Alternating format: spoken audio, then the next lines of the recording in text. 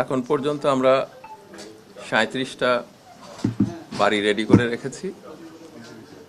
Mintu road, এই hair road, Dhanmondi এবং গুলশান মিলিয়ে এই পর্যন্ত এটা রেডি আছে।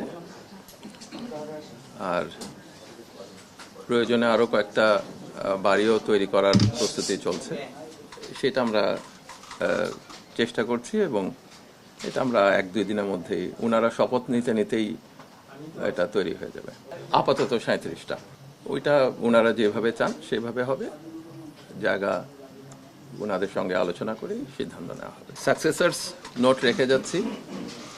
আমরা গণঅভ্যুত্থানের মধ্যে দিয়ে যে সরকার দেশের দায়িত্ব নিয়েছিল, আমরা 18 মাস জনগণের স্বার্থে রাষ্ট্রে যে গত 15.5 বছরের যে ফ্যাসিবাদী শাসন, সে আকাঙ্ক্ষা বাস্তবায়নের জন্য চেষ্টা করেই আমাদের সাকসেসর্স নোট রেখে যাচ্ছি 3টা মন্ত্রণালয়তেই।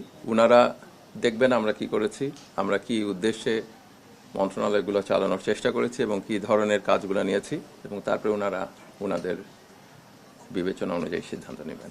এটা আপনার টিআইবিকে জিজ্ঞেস করতে হবে যে ওনারা যে রিপোর্ট করেছেন, রিপোর্টের ভিত্তি জনগণের আলোচনা এবং টিআইবির রিপোর্ট এক জায়গায় যায় বলে মনে করি না। জায়গায় সংস্কার কমপ্লিট হয় নাই এবং সেগুলোও আশা করি কমপ্লিট হবে।